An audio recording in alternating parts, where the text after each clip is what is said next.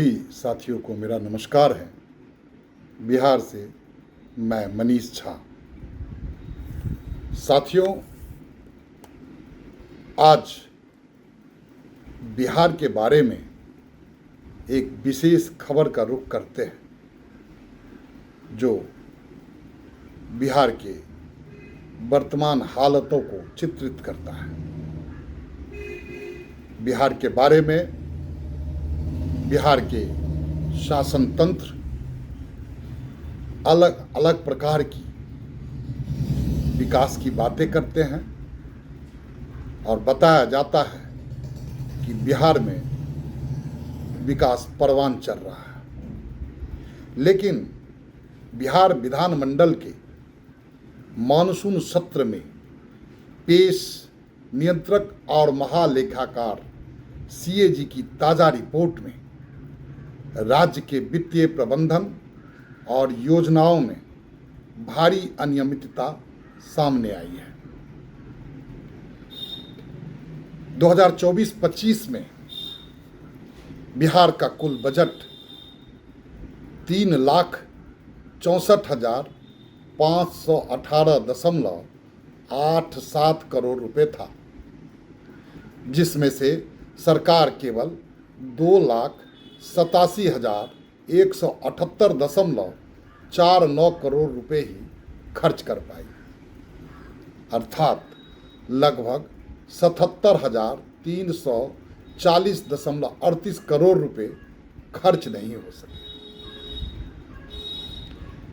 विभागों द्वारा खर्च की गई लगभग 92,132 से 93,132 करोड़ रुपए की राशि का उपयोगिता प्रमाण पत्र समय पर जमा नहीं किया गया, जिससे पंचायती राज और शिक्षा विभाग सबसे आगे है। आप सबको बताता चलूं कि आम आदमी पार्टी बिहार के सह प्रभारी श्री अभिनव राय तथा बिहार प्रदेश अध्यक्ष श्री राकेश यादव जी के नेतृत्व में बिहार के तमाम कार्यकर्ताओं ने एक विशाल प्रदर्शन किया था तथा ईडी दफ्तर पर ताला लगाकर अपनी नाराजगी प्रकट भी की थी एवं 70,000 करोड़ रुपए वापस लाओ के गगन भेदी नारे लगाए थे। आगे का रुख करते हैं। बिहार अब राजस्व बचत वाले राज्यों की श्रेणी से निकलकर राजस्व घाटे वाले राज्यों की सूची में शामिल हो गया, जिससे सार्वजनिक ऋण का दबाव बढ़ गया। बाढ़ नियंत्रण और तटबंध निर्माण से जुड़ी कई परियोजनाओं में बिना जमीन अधिग्रहण के काम शुरू करने और करोड़ों रुपए खर्च होने के बावजूद काम अधूरा रहने का खुलासा हुआ है। कई जगहों पर पुल तो बन गए, लेकिन अप्रोच पथ अर्थात पहुंच पथ न होने के कारण जनता को उनका लाभ नहीं मिल पाया। हर घर नल जल योजना करोड़ों में खर्च करने के बावजूद अब तक इससे लाखों परिवार इस बुनियादी कमी के कारण वंचित रह गए। ये विशेष रूप से अगर हम शिक्षा और स्वास्थ्य पर अगर ध्यान दें, जो बिहार की त्राहिमाम परिस्थिति की गवाही देता है और सरकारी डपोर संख्या को उजागर भी करता है। आइए एक नज़र डालते हैं शिक्षा विभाग पर। शिक्षा विभाग बिहार में बजटीय आवंटन का सबसे बड़ा हिस्सा प्राप्त करता आया है, लेकिन लेखा परीक्षा में कई गंभीर कमियां पाई गई। शिक्षा विभाग खर्चों का विवरण देने के मामले में राज्य का दूसरा सबसे खराब प्रदर्शन करने वाला विभाग माना जाता है। कैग के अनुसार विभाग ने 19,097 करोड़ का उपयोगिता प्रमाण पत्र समय पर जमा नहीं किया, जिससे इस भारी भरकम राशि के पारदर्शी इस्तेमाल पर भी गंभीर सवाल खड़े हो गए। भूमि अधिग्रहण और अन्य विकास परियोजनाओं के दौरान लिए जाने वाले शिक्षा उपकर की वसूली और सही कोष में स्थानांतरित करने में भी राजस्व की लापरवाही उजागर हुई है। शिक्षा विभाग में वित्तीय जवाबदेही के साथ साथ शिक्षा के अधिकार RTE कानून के क्रियान्वयन पर गंभीर सवाल उठाए गए। RTE मानकों के अनुसार स्कूलों में छात्र शिक्षक अनुपात PTR सही नहीं पाया गया। बड़ी संख्या में सरकारी स्कूल बिना स्वीकृत पदों और आवश्यक शिक्षकों के चल रहे हैं। इंफ्रास्ट्रक्चर में सुधार के दावों के बावजूद एक बहुत बड़ी संख्या में प्राथमिक और माध्यमिक विद्यालय ऐसे हैं जहां पेयजल, शौचालय और खेल के मैदान जैसी अनिवार्य सुविधाएं आज भी गायब हैं। कैग ने पाया कि आउट ऑफ स्कूल बच्चों की पहचान और उनके लिए जो घरेलू सर्वेक्षण, हाउस होल्ड सर्वेक्षण कराया गया वह बेहद त्रुटिपूर्ण था। इसमें विशेष रूप से हाशिए पर रहने वाले बच्चों को छोड़ दिया गया, जिससे सार्वजनिक शिक्षा का लक्ष्य पूरा नहीं हो सका।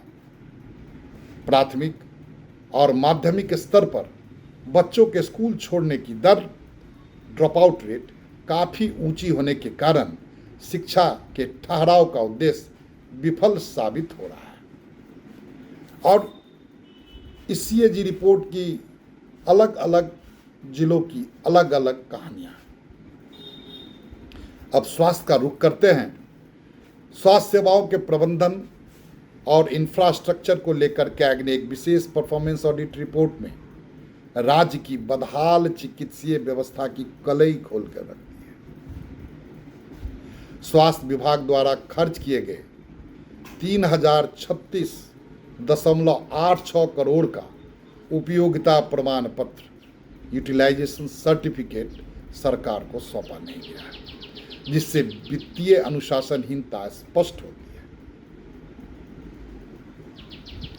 भारतीय सार्वजनिक स्वास्थ्य मानकों IPHS के नियमों की अनदेखी करते हुए जांचे गए सभी सब डिविजनल अस्पतालों में आपातकालीन ऑपरेशन थिएटर उपलब्ध नहीं थे। अस्पतालों के औचक निरीक्षण में पाया गया कि उपलब्ध कुल 132 वेंटिलेटरों में से केवल 54% अर्थात 71 वेंटिलेटर ही चालू स्थिति में थे, जबकि बाकी तकनीकी खराबी या रखरखाव की कमी में बंद पड़े थे। कैग की परफॉर्मेंस ऑडिट रिपोर्ट के अनुसार राज्य का स्वास्थ्य ढांचा राष्ट्रीय मानकों से काफी पीछे है। स्वास्थ्य क्षेत्र के लिए आवंटित 69,790.83 करोड़ के बजट में से बिहार सरकार 21,743.04 करोड़ अर्थात 31% ही खर्च कर पाई। डॉक्टरों और स्टाफों की भारी कमी बताई गई। विभिन्न चिकित्सा विभागों में और मेडिकल कॉलेजों में कुल मिलाकर 49% पद रिक्त पड़े हैं। पटना में 18% से लेकर पूर्णिया में 72% तक की कमी बताई गई। जमुई में 45% से लेकर पूर्वी चंपारण में 90% तक खाली पद पाए गए। OPD मरीजों के लिए 21% से 65% और IPD यानी भर्ती मरीजों के लिए 34 से 83% तक आवश्यक दवाएं अस्पतालों में उपलब्ध नहीं थी। मरीजों के लिए जो यह कमी थी यह बहुत ही गंभीर चेतावनी भी है। जांच की गई 25 एम्बुलेंसों में से एक भी जीवन रक्षक उपकरण, जरूरी दवाएं या कंज्यूमेबल्स मौजूद नहीं थे। एक भी एम्बुलेंस में मौजूद नहीं था। कमी का स्तर 14% से 100% तक था। राष्ट्रीय स्वास्थ्य नीति के अनुसार प्राथमिक स्वास्थ्य केंद्रों PSC को सामुदायिक स्वास्थ्य केंद्र CSC में अपग्रेड करना था, लेकिन मंजूर किए गए 399 केंद्रों में से मार्च 2022 तक केवल 191 ही पूरे हो सके। इसके अलावा 47 अनुमंडलों सब डिवीजनों में सब डिविजनल अस्पताल ही गायब थे। अस्पतालों के औचक निरीक्षण में पाया गया कि उपलब्ध कुल 132 वेंटिलेटरों में से केवल 71 ही कार्य कर रहे थे। कैग ने मुख्य रूप से पटना, जहानाबाद, वैशाली, मधेपुरा, नालंदा जिलों के स्वास्थ्य केंद्रों की जांच के आधार पर राज्य की संपूर्ण स्वास्थ्य अवसंरचना पर चिंता जताई है। तो यह थी कैग रिपोर्ट के बारे में एक एट ए ग्लांस फिगर। मैंने एक छोटी सी सर्वेक्षण आप सबके सामने रखी। अब प्रश्न उठता है कि बिहार को कितने गंभीर समस्याओं ने घेर रखा है। बिहार की अन्य समस्याओं का अभी इस सर्वेक्षण में जिक्र नहीं है। पलायन या फिर बाढ़, सूखा, अन्य समस्याएं। आप सबका बहुत बहुत धन्यवाद। जय हिंद, जय भारत।